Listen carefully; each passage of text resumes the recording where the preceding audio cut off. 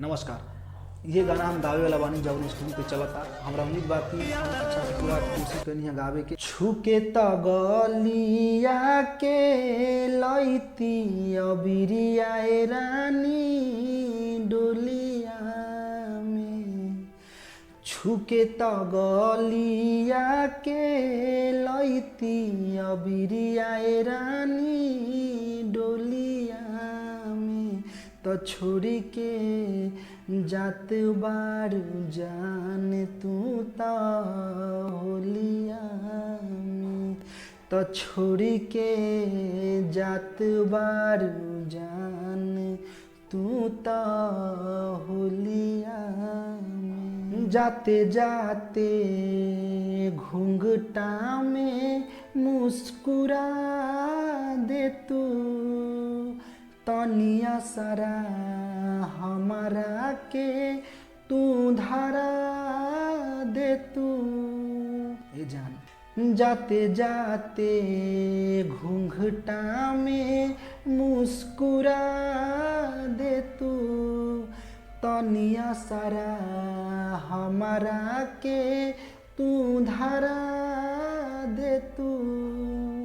कैसे बोलाई तोहके नइखे आवाज हमारा बोलिया में, कैसे बोलाई तोहके नइखे आवाज हमारा बोलिया में, तो छोड़ी के जात बार जान तू ता होलिया में, तो छोड़ी के जात बार जान तू ता होलिया में।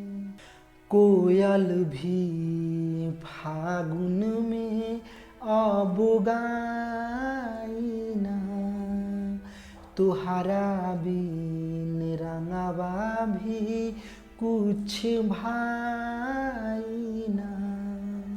ए जान कोयल भी फागुन में अब गाइना, तुहरा बिन रंगवा भी कुछ भाईना। खोके सुगनिया के लागी न पवन मन डोलिया में, खोके सुगनिया के लागी न विवेक मन डोलिया में, तो छोड़ी के जात बार जान तू तो होलिया में, तो छोड़ी के जात बार जान तू तो होलिया में। छुके तगलिया के लैती अबिरिया रानी डोलिया में, तो छोड़ी के जात बार जान तू तो होलिया में, तो छोड़ी के जात बार जान तू तो होलिया में। गाना के लाइक करी और चैनल पे नया बन तो सब्सक्राइब करी, साथ में कमेंट करी कौन गाना हम तो सुने के चाहता नहीं नेक्स्ट टाइम, और भाई के ढेर सारा प्यार और आशीर्वाद दी।